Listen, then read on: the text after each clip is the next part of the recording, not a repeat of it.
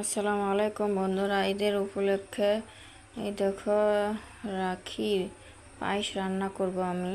ঈদের আগের দিনের রান্না এটা আমার।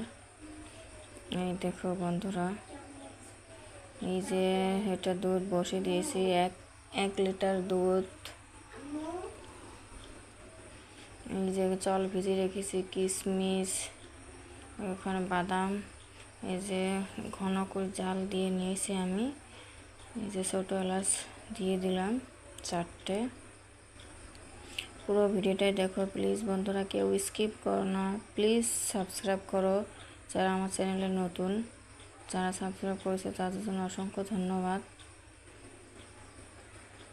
বাদামগুলো এখানে ভাজবে লাগছি, আর এখানে দুধটা এখানে একটু একটু করে লো মিডিয়ামে গ্যাস দিয়ে জাল দিয়ে নিচ্ছি। দুধটা যখন ঘন হয়ে আসবে, ঘন হয়ে যাচ্ছে, আমি দিয়ে দিলাম জল। জল আমি 2 কাপ পরিমাণ নিয়েছি 1 লিটার দুধত।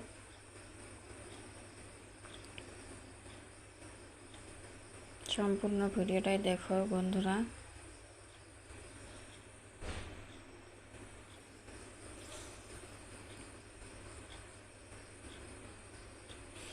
একটু একটু করে নাড়বো, লো মিডিয়ামে দিয়েছি।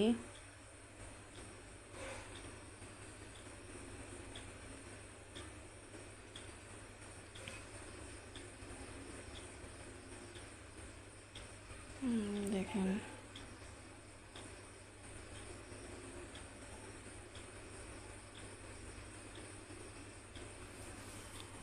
এগুলো একটু একটু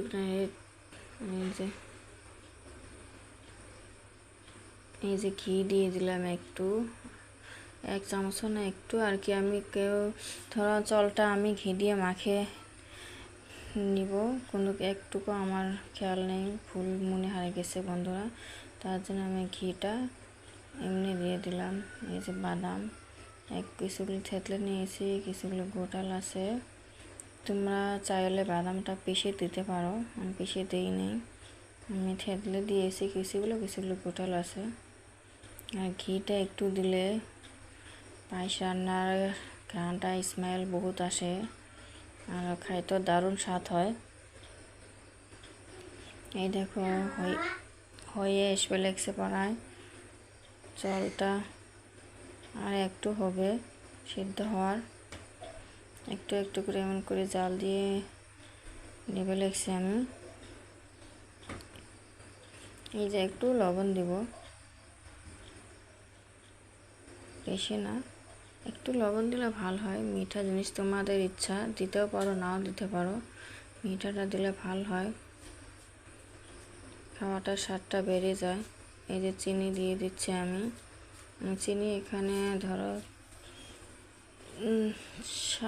10 চামচ পরিমাণ দিয়ে দিচ্ছি। মিঠাটা তোমরা যে যেরকম খাও সেরকম দিতে পারো। আমি পরে আরও 2 চামচ চিনি দিয়েছি। চিনিটা শেষের দিকে দিব, যখন এই যে হয়ে আসার সময়।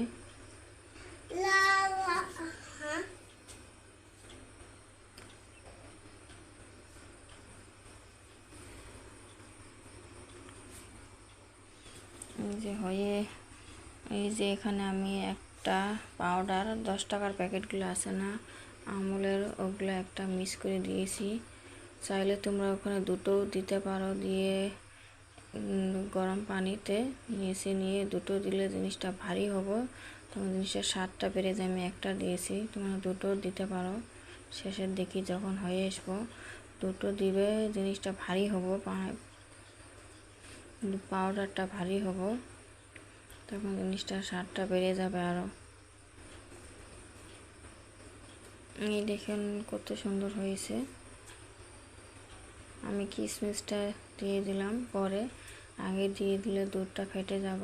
ওটা নামাইছি, নামানোর কিছুক্ষণ পরে দিয়ে দিলাম। আগে দিয়ে দিলে দুধটা ফেটে যাওয়ার ভয় থাকে না। এই দেখেন কত সুন্দর হয়েছে।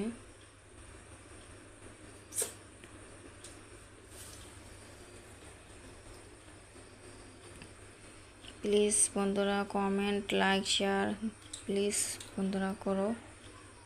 যারা কমেন্ট করো তাদের জন্য অসংখ্য ধন্যবাদ।